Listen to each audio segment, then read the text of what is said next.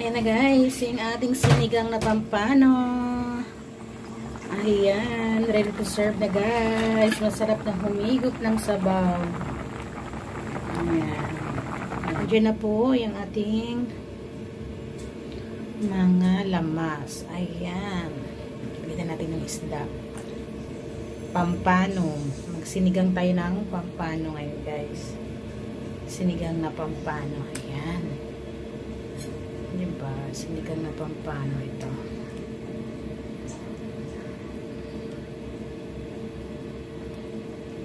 Natin yung pepper.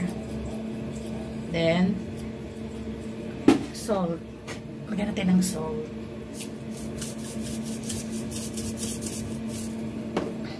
Guys. Pakaluin na natin saglit. Then, ilagay na rin natin yung mga gulay niya.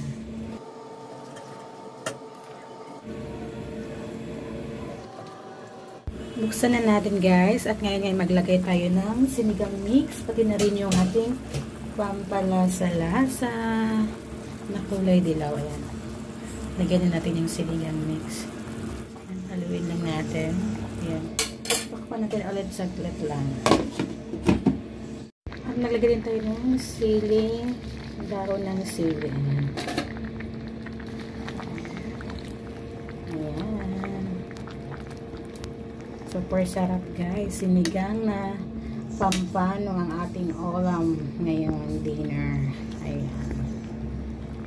Okay. At ngayon nga, itakpan natin ulit siya guys.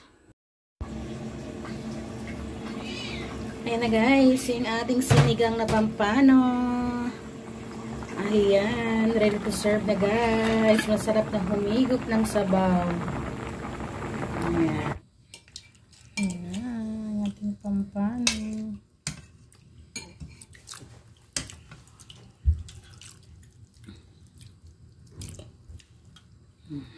Kain na ito.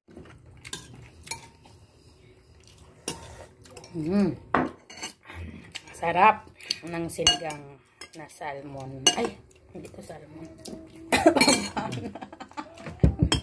Pampano. Pampano pala guys.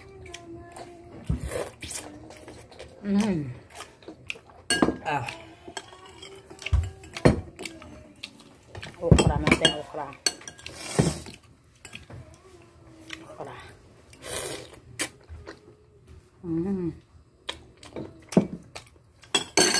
Wow.